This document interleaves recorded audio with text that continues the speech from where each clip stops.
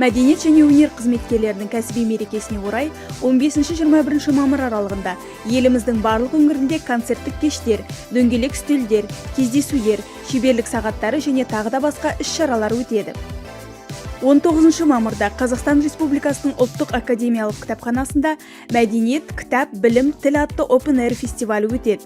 Фестиваль аясында бокс-топ кітапхана мен баспалардың көрме жәрмеңкесі, жаңа кітаптар көрмесі, арт шеберлік сағаттары, балалар павильонында түрлі кездесулер жоспарланған.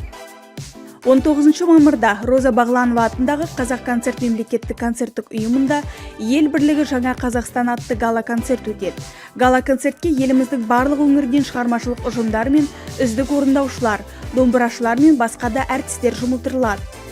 20 мамыр күні Қалибек Қуанышбаев атындағы мемлекеттік академиялық қазақ музыкалық драма театры мәдениет театр тынысы атты шеберлік сабақтарын өткізеді. Жоба аясында елімізге танымал театр және кино майталмандары актерлік шеберлік, режиссура, хореография, грим, хор тақырыптары бойынша сабақ береді. Мәдениет және өнер қызметкерлерінің күніне арналған іс-шаралар 20 мамыр күні Астана опера театрында өтетін Ұлы дала әуені атты ауқымды мерекелік кешпен аяқталады. Бағдарлама аясында атақты музыкант, дирижер және композитор Марат Бейсенғалиевтің Ұлы дала әуені атты салтанатты одасы орындалады. Концертте бір уақытта 1000 музыкант өнер көрсетеді деп жоспарланған.